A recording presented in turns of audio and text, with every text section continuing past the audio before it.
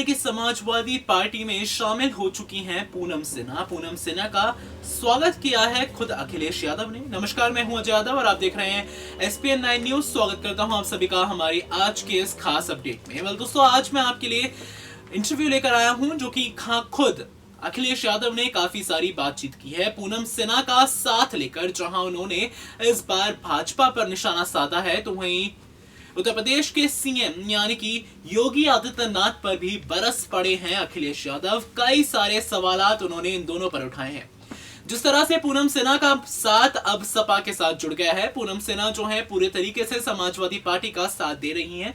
ये साथ जो मिल रहा है, इसी साथ के साथ अब जो अखिलेश यादव ने किया है, हम आपको इस वीडियो के जरिए दिखाते हैं कि कैसे योगी आदित्यनाथ और प्रधानमंत्री मोदी जी पर उन्होंने सीधा सीधा निशाना साधा है और कुछ साजिश की उन्होंने बात की है। अब क्या साजिश की बात की है उन्होंने, आइए आपको दिखाते हैं। पूनम सिन्हा जी का,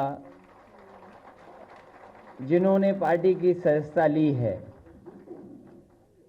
पार्टी के सभी साथी और बहुत सारे साथियों से राय लेकर के लखनऊ की प्रत्याशी श्रीमती पूनम सिन्हा होंगी।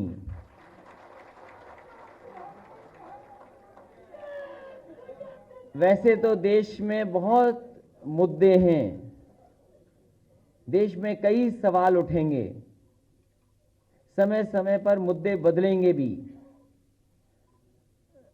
ध्यान हटाने की कोशिश हमेशा होती रहेगी। हमारे जितने भी प्रेस के साथी हैं वो इस बात जानते होंगे कि मैंने कई बार प्रेस में ये बात कही कि सबसे ज्यादा ताकत ध्यान हटाने की किसी दल के पास है तो वो भारतीय जनता पार्टी के पास है। लेकिन लखनऊ का चुनाव, लखनऊ के काम पर समाजवादी पार्टी लड़ेगी।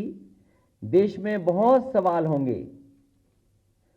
लखनऊ का चुनाव लखनऊ के विकास पर, लखनऊ का चुनाव लोकसभा का समाजवादी सरकार में और बहुजन समाज पार्टी की सरकार में जो काम हुए हैं उन्हीं कामों को लेकर के जाएंगे।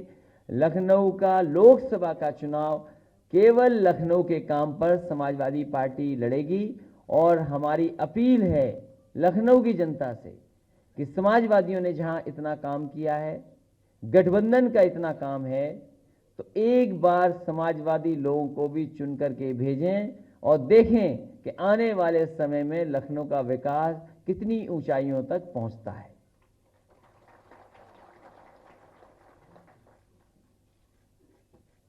मैं प्रेस के सभी साथियों का भी धन्यवाद देता हूं।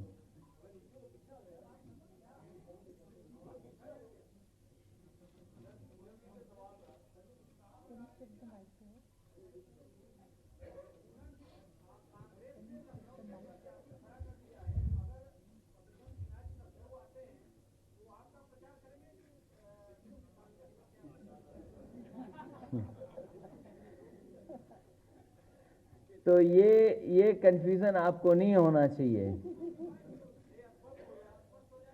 जब समाजवादी पार्टी की प्रत्याशी हैं तो समाजवादी पार्टी का लखनऊ में प्रचार होगा। तो लखनऊ में जब कोई प्रचार होगा तो साइकिल के लिए प्रचार होगा। इसमें भी कंफ्यूजन है आपको?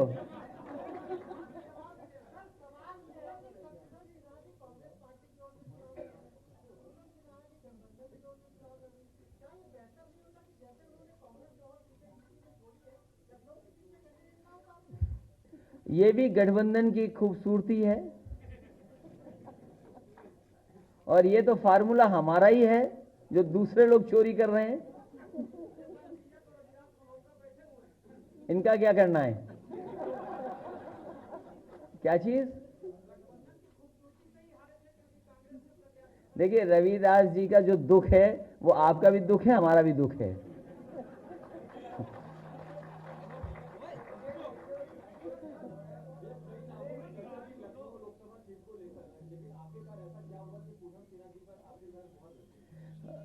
ये पार्टी का फैसला है और लखनऊ में कहा यह जाता है कि शुरुआत कभी महिला प्रत्याशी से ही हुई थी। सबसे पहली सांसद भी महिला रही हैं यहाँ। तो हमें समाजवादियों को लगता है, क्योंकि बहुत सारे लोग तारीख दिखा के, समय देख करके काम करते हैं, इस बार समाजवादियों ने ये भी काम करके देखा है।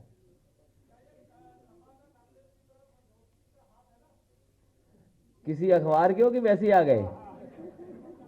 अच्छा, वो तुम जनता में बैठे थे।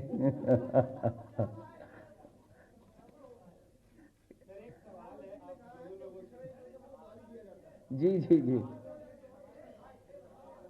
आप समाजवादी पार्टी को समझते हैं, और जो गठबंधन है बहुजन समाज पार्टी, उसको भी आप जानते हैं।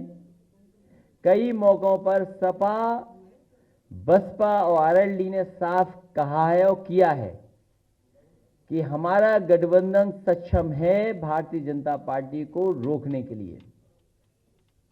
आप जवाब दे चुके हैं, लेकिन एक सवाल, हमारा गंगा जल से घर धो दिया और हम पिछड़े थे। बताओ, हमारा घर में अभी भी टाइल और वो लगी हुई है टोटी, और हमसे कहा कि हम टोटी ले गए। तो भाई ये प्रधानमंत्री जी सही कह रहे हैं, गलत जगह फंस गए हैं। तो कहते हैं गलत जगह फंसे हैं प्रधानमंत्री जी, लेकिन अभी जो ज्वाइंट सेक्रेटरी का रिजल्ट आया है, देखो ज्वाइंट सेक्रेटरी में कोई नहीं है, जिनकी पक्षधर हैं तो उसमें कोई एक नहीं है। इसलिए लड़ाई दूसरी तरफ मत ले जाइए, ध्यान मत हटाइए। आप भी सच जानते हो, हम भी सच जानते हैं। कुछ आप नहीं बोलोगे, कुछ हम नहीं बोलेंगे। तो आप कैमरा लेके क्यों जाते हो उन्हें दिखाने के लिए? तो आप कैमरा लेकर क्यों नहीं जाते? मैं इलेक्शन कमीशन से कहूंगा कि जो चैनल दिखा रहे हैं उनके खिलाफ कार्रवाई हो। आप दिखा रहे हो।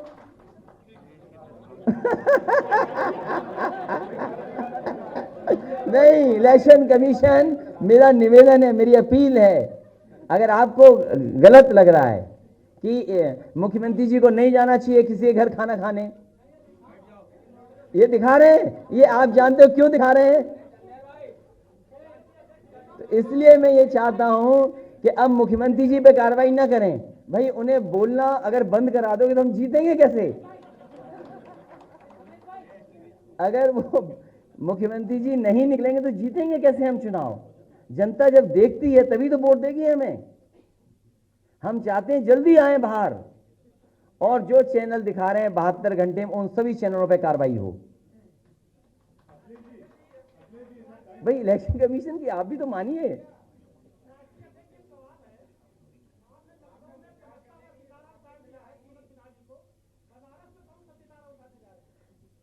अभी नहीं बताएंगे। मैं, हाँ,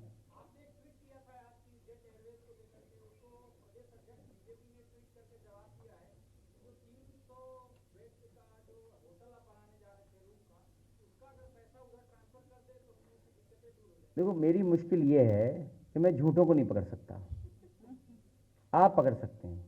मैंने कौन सा होटल बनाया, हमें अध्यक्ष जी बता दें, एड्रेस दे दें, हम समाजवादी लोग लाल टोपी पहन के कब्जा कर लेंगे जाके। भाई, होटल तो बताएं कहाँ है, और नहीं अगर सच है तो गंगा में नहाए, स्नान लें, गंगा की कसम खाएं कि सच बोल रहे हैं वो। अच्छा, इतने ब्राह्मण होकर झूठ बोलते हैं, बताइए आप। उन्हीं प्रदेशी की बात कर रहे हो कि पुराने वाले की बात कर रहे हो? वैसे मैं एक चीज बता दूं, मैं गलत, इलेक्शन कमीशन मुझ पर भी कार्रवाई कर सकता है। जो व्यक्ति ब्राह्मण होकर के झूठ बोलेगा, सोचो आप कैसा झूठा होगा। सोचिए आप, कल्पना करो कभी। और हम चाहते हैं कि 300 बेड का अस्पताल या जो भी बता रहे हैं होटल, हम लाल टोपी वाले लखनऊ वाले जा रहे हैं और उसी में रहेंगे अब। हाँ, कार्यालय खुलवा दे, ट्रेनिंग कैंप फॉर समाजवादी। जी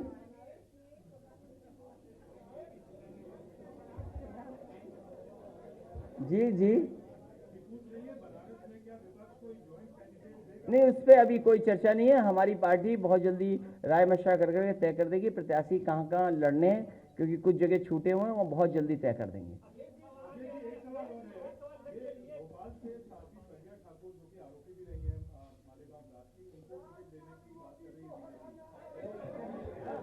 अभी नहीं, अरे तो हमारे वो आशीर्वाद देते, ये देखिए ये हमें हमेशा आशीर्वाद देते हैं, ये पुराने समाजवादी हैं।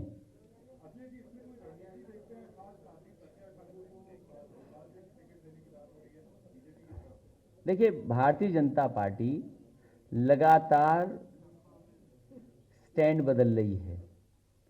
उनकी कोशिश है कि मुद्दे बदल जाएं चुनाव के, लेकिन इस देश का किसान जो पैदल चल करके दिल्ली तक गया, जिस किसान को वादा यह किया गया था कि कर्ज माफ हो जाएगा, 1.5 गुना मुनाफा मिल जाएगा, आय 2 गुनी हो जाएगी, वहीं नौजवानों से यह कहा गया था कि करोड़ों नौकरी दे दी जाएंगी, रोजगार मिल जाएंगे, व्यापार अच्छा हो जाए इसलिए जीएसटी लागू करना था, नोटबंदी से कालाधन भ्रष्टाचार खत्म हो जाना था। अब इन मुद्दों पे बहस भारतीय